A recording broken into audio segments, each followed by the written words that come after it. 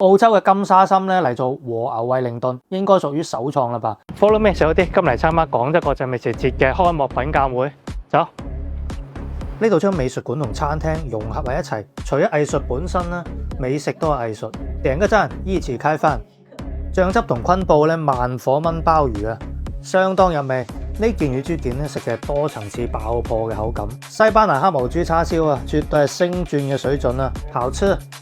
女人靠個妝，男人靠個湯。呢個湯唔知叫做豬肚煲雞定係雞煲翅好啦，因為用嘅係1號土豬嘅豬肚，海神灣嘅走地靚雞，飲完成個人翻晒嚟啊！仲有一款湯嘅鴻運當頭啊，用紅樹林嘅水鴨、火山島海參、1號土豬豬手，再加沙蟲，各種鮮嘅層層疊，既係湯亦係菜。呢度咁有儀式感嘅菜咧，油香味好重啊，同埋佢有煙燻嘅香咧，以及黑松露啊，佢嘅肉感咧係非常之多汁噶，超正。這道菜也絕啊！啖啖火山島奄仔蟹肉同魚翅啦，有火腿吊味啊，唔需要再落鹽啦。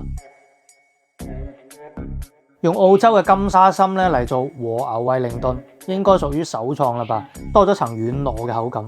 有時候啊，蔬菜真係不輸葷菜。湛江好出名嘅雜魚湯，呢度攞嚟吊有機白肉蘿蔔，清甜得嚟，充滿魚鮮味。嗱，春卷你食得多啦，入邊有 XO 醬同埋火山島海螺嘅，你食過未呢？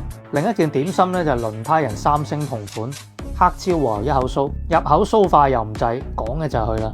這裡嘅法式甜品啊，選擇超多啊，賣相吸引，都係嗰句啦，唔會太甜啊。海朵核心咧係用湛江嘅火山島優質海鮮做基礎啦，融合法餐嘅技法嚟呈現啦，一切順利。